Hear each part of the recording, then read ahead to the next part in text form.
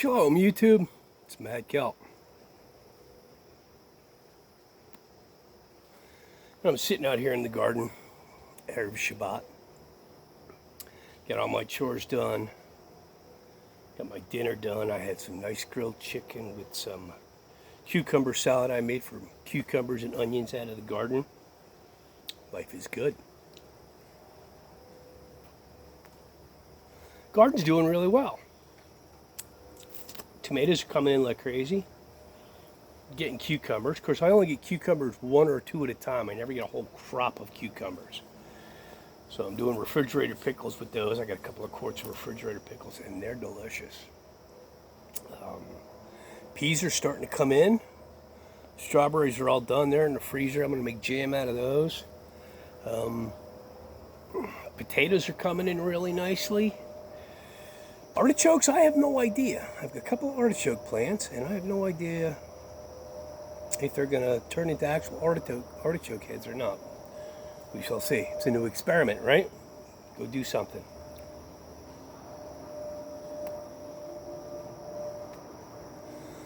We've got 4 different kinds of beans coming in. Should be a decent harvest. Looking forward to it. Looking forward to making a year's worth of sauce here in a month or so. What else is doing? Sweet potatoes are growing. It's the first time I've ever actually been able to grow sweet potato slips and have transplant them and have them actually grow. So proof will be in the pudding when we empty the buckets and see if there's actually sweet potatoes in there. So that'll be neat. Cabbages.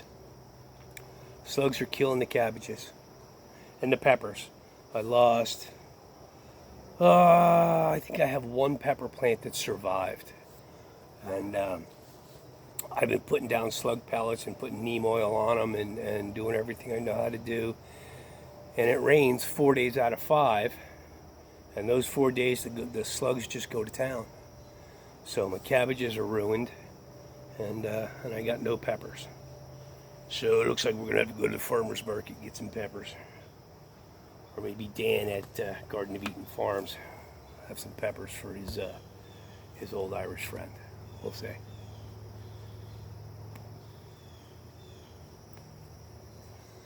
So yeah, the joy of my life, playing in the dirt. It's my my relaxation and my place to connect. So yeah, life is good. How you feeling about what's going on in the world?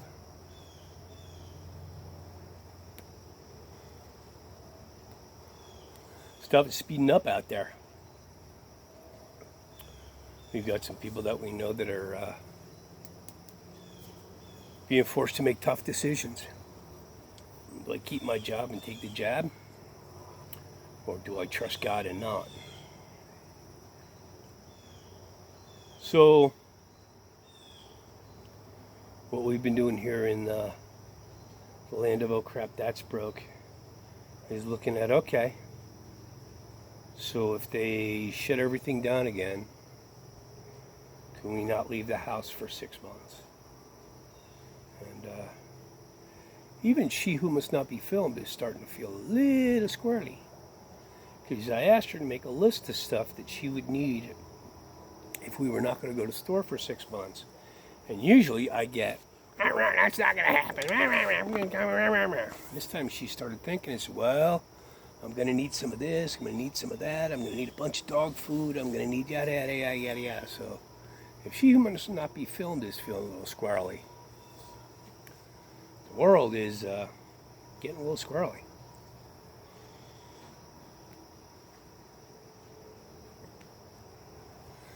You know, we're up against hard decisions. We're up against hard choices. We've got to figure out where that line in the sand is for each and every one of us. And I know where my line is. I'm not taking the jab. Period, end of story. Non-negotiable. So, with that being said, what are the consequences? Could lose my job. Could. I I've had other jobs. I was looking for a job when I found the job that I got. Knowing that my Father in heaven is all powerful, and if I lose this one, he's got something else lined up for me. Doesn't mean it's not going to hurt. Doesn't mean that there's not going to be trials and hard times, but I don't need to go to the grocery store for many, many months.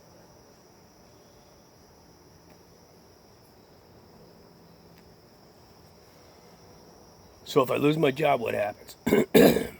I've got a couple of shekels, a couple of denarii in the bank, so I can go a few months paying my bills till I find something else. And if I don't find something else, what happens then? Stop paying bills. Well, so what happens if they turn off your internet? Wow, that would suck for me, right? Flip phone guy. Would make the kids nuts. The kids would go berserk, but you know, I could live. What if they shut off your power? We've been making plans for that. You know, I need more wood. I need another cord of wood from my wood guy.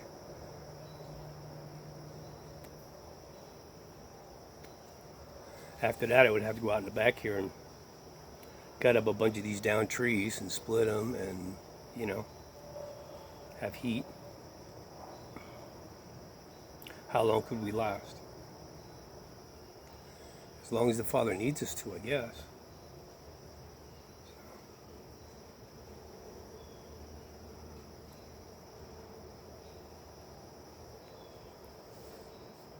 But I will not comply. I will not wear a mask. I didn't wear a mask for the entire last year. Not going to wear a mask this time either. That means I can't shop there. I can't shop there. But I'm not going to put on a face diaper to make you feel okay. You know? I'm not going to get the shot so that you feel safe. I'm not going to comply with shit that I know is wrong and shit that violates the Constitution and violates the rights that were given to me by my Father in heaven. Not going to do that.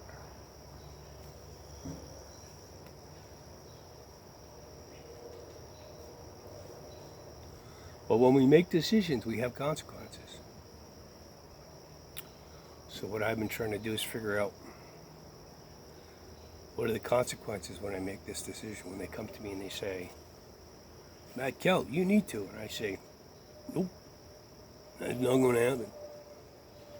But if you don't do that, we're going to do this. Okay. Give that a shot. See how that works out. You know. Because every time I hear, you have to take this thing, it's for your own good, I hear, get on the train, Jew.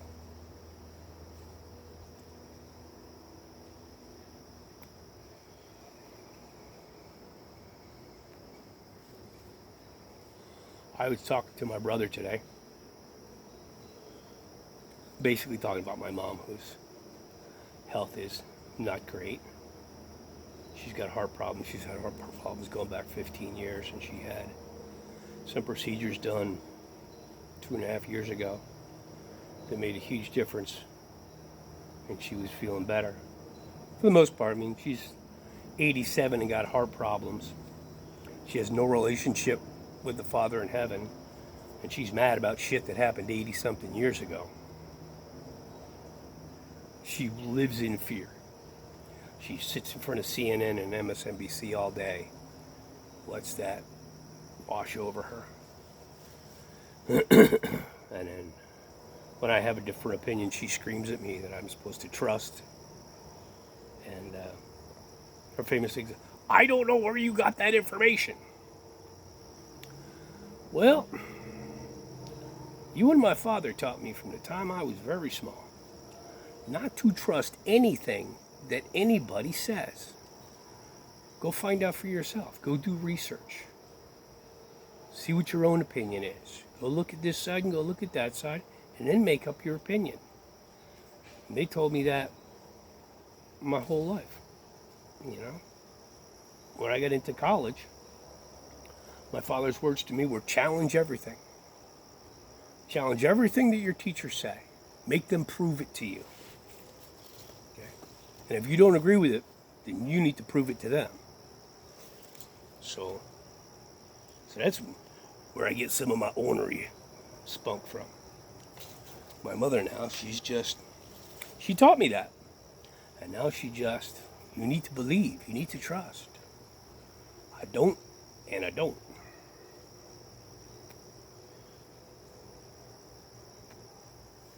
But back to my brother. Oh.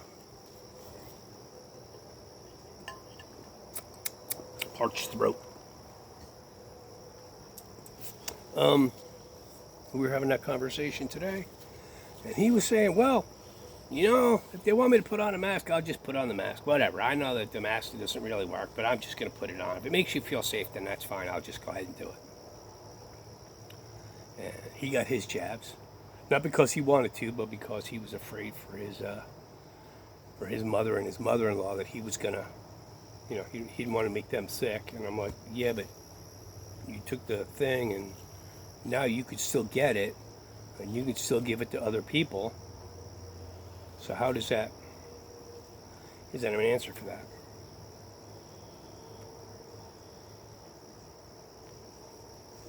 But he has become very much a drink the Kool-Aid, don't make waves kind of guy. I don't know where he got that from. He certainly didn't get it from my parents, because they were making waves people. My mother once jacked up the Monsignor of our local church on the steps of his church outside after Mass in front of most of the congregation, and stuck a finger in his face, and then, how dare you, rah, rah, rah, rah, rah. Yeah, backed his ass down. That was my mother, and now she's like, oh, you have to believe everything. So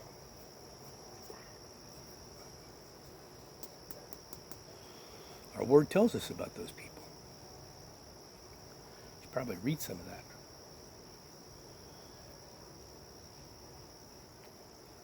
I was reading Matthew 24 last night, part of my evening Bible study. And they will come and they will turn you in for my sake. You utter my name and they will come get you. And they will torture you and they will kill you. You got to be okay with that. Is all this part of that? I don't know. The beginning, maybe. The birth pangs. But anyway, going back to my brother, I said to him, I said, I don't have that. I can't drink the Kool-Aid. I can't go along to get along. I can't put on the face diaper just to make other people not mad at me. I ain't good at that.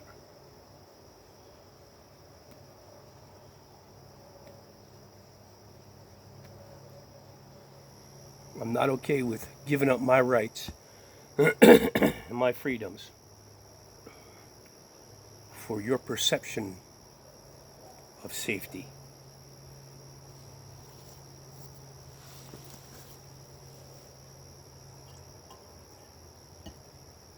Because if you're paying attention, you know it's all perception. There's no safety.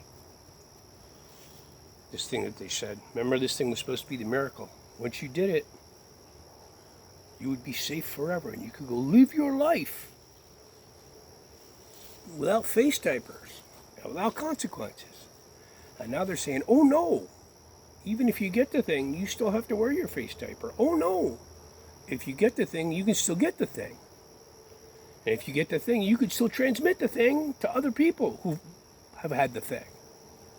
Be afraid. Be very afraid. My problem is I'm not afraid. That don't mean I don't get worried and I don't get squirrely and I don't get stupid and I don't, spend days with my my head locked in fear. I'm human, I do. And that usually doesn't last long. My father doesn't usually let me stay in that place too long. Raps me on the top of the head. Dad, Cal, you got shit to do. I'm sorry, Dad. I'll get my head out of my rear end and go do what it is.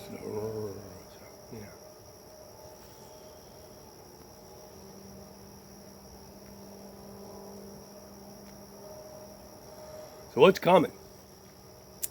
I have no idea. We hear stuff from all over the place.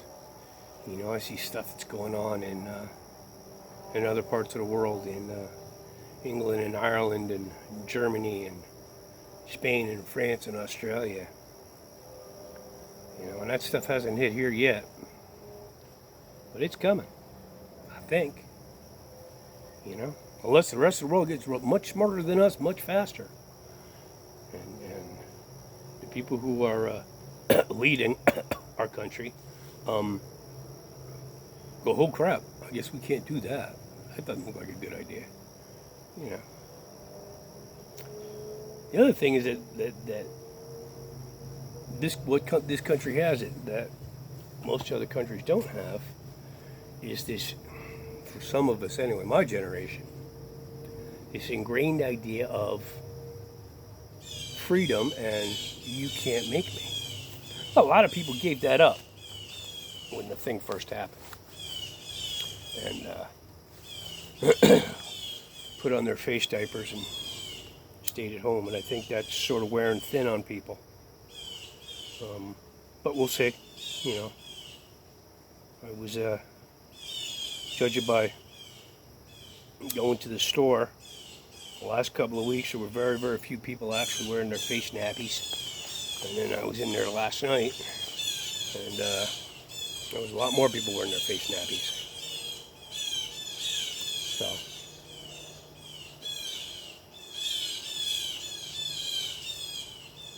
something pissed off the crows.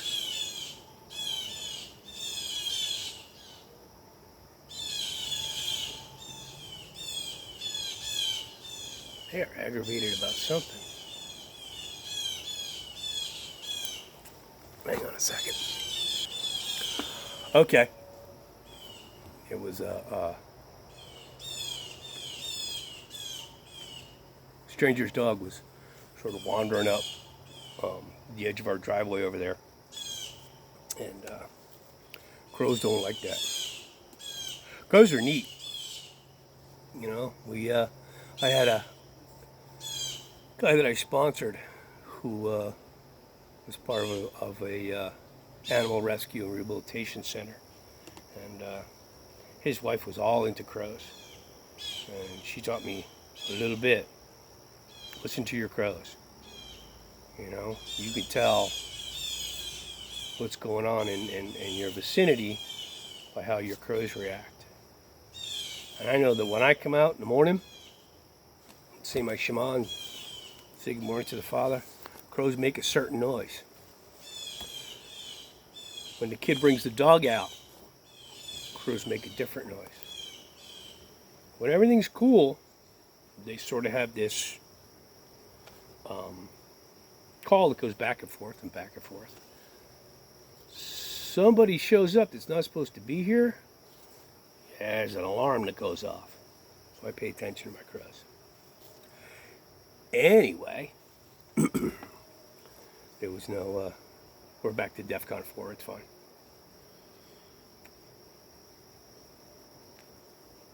What was I talking about? What's going to happen here? I don't know. There's a lot of people who are a lot smarter than me that have made a lot of predictions about what's going to happen in the coming weeks or the coming months. So what I do is I evaluate that information. I say, how can that can apply to me? What do I need to do? What can I let go of? You know, there is no way I'm going to get 10,000 ounces of silver in my hands in the next couple of months. Oh well. There's stuff that I can do. There's stuff that I am doing. Fill in my freezers. About 15 steaks in the freezer last night. Vacuum sealed. Working on my water. My water's pretty good. I got to set up a second set of 55-gallon drums for water catchment.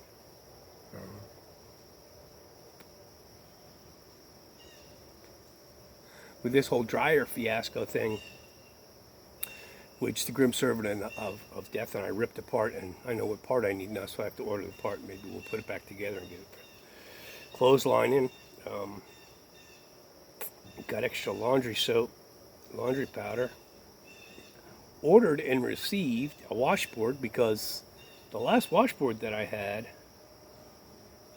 went to somebody in a bluegrass band, and I've never seen it again, so, you know, I had to get a new one of those. What's coming? Don't know. I, however, am not going to get hysterical about it. I am going to do what it is that I can do to preserve normalcy as much as I can for myself and those that I love.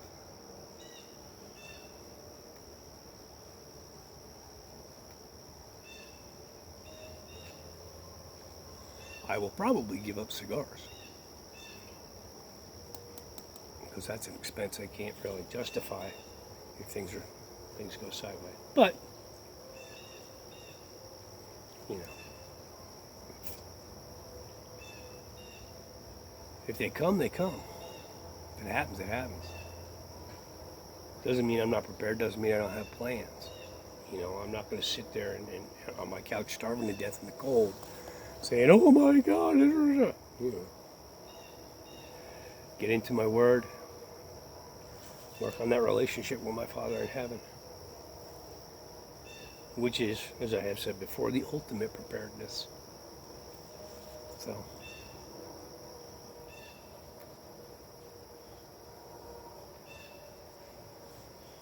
and nothing may happen.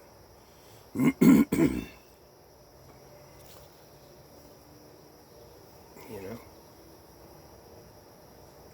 they may decide that the DV, the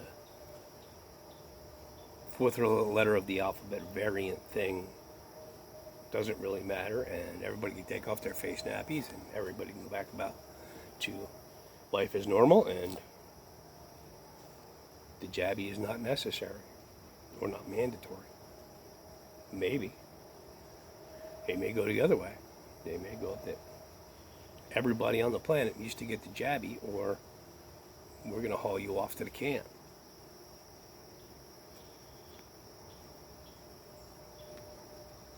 Probably going to be somewhere in between there.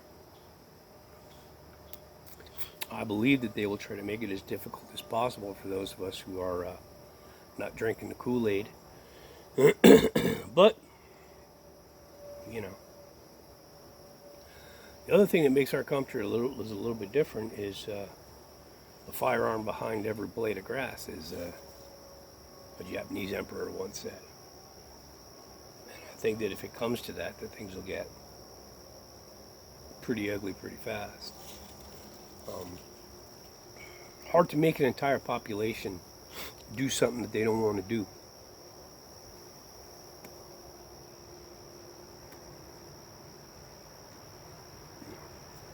And they're trying real hard to make us, those of us who haven't taken the jabby, the bad guys. Okay. When you go to a grocery store and you can't get food, who are you mad at? You mad at me? You're going to be mad at the guys at the grocery store telling you can't have no food. So, Pastor Joe talked about that a little bit in his very recent videos. Stuff might catch on fire. There might be some splodies. Never can tell. In the meantime, I'm going to keep reading my Bible. I'm going to keep tending my garden. I'm going to keep filling my freezers. I'm going to keep doing the stuff around the land of oh crap that's broke that needs to get fixed, or if I can't go to the store, I need to have a supply of. Consequences. Decisions and consequences.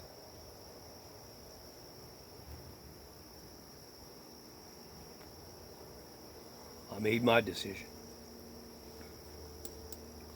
And I'm willing to accept whatever the consequences are. My decision may be different than yours. Your consequences may be different than mine.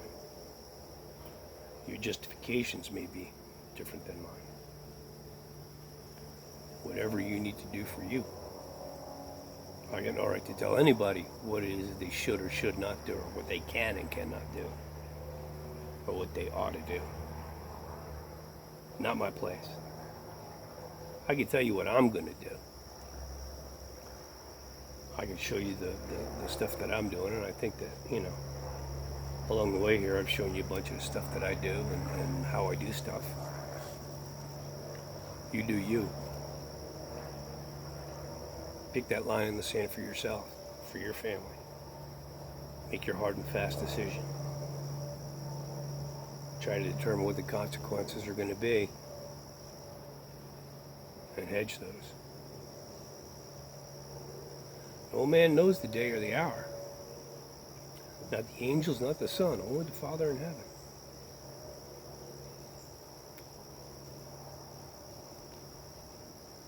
But if I read my scripture correctly, there's a lot more that has to happen before the mark of the beast happens. So, I'm going to get ready. But my sun is almost set. So I'm going to say shalom to y'all. I'm going to finish my cigar. I'm going to go in my house, and I am going to thank the Father for yet another day of rest. And then I'm going to go read my word. I'm going to go hang out with She Who Must Not Be Filmed and have an evening. Yeah. Tomorrow, I'm going to get up and go do stuff. Well, tomorrow's Shabbat, so we don't have a whole lot of stuff to do. I got to read my word and drink a bunch of coffee and pray and do that kind of stuff.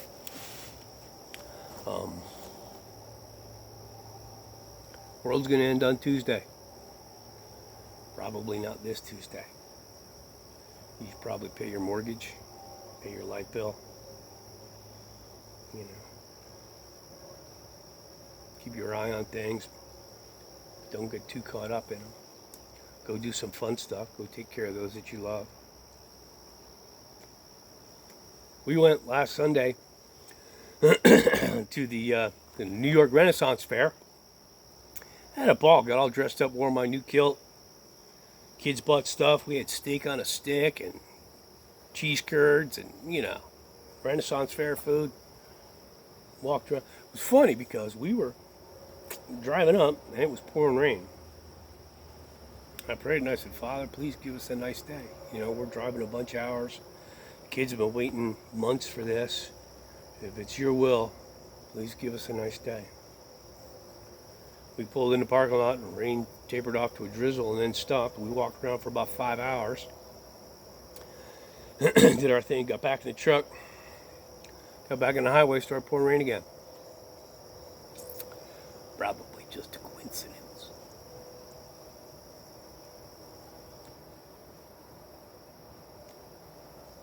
Go do stuff, YouTube. Time may or may not be getting short. Get on your knees, ask your Father what it is that He needs you to do in the short term and the long term.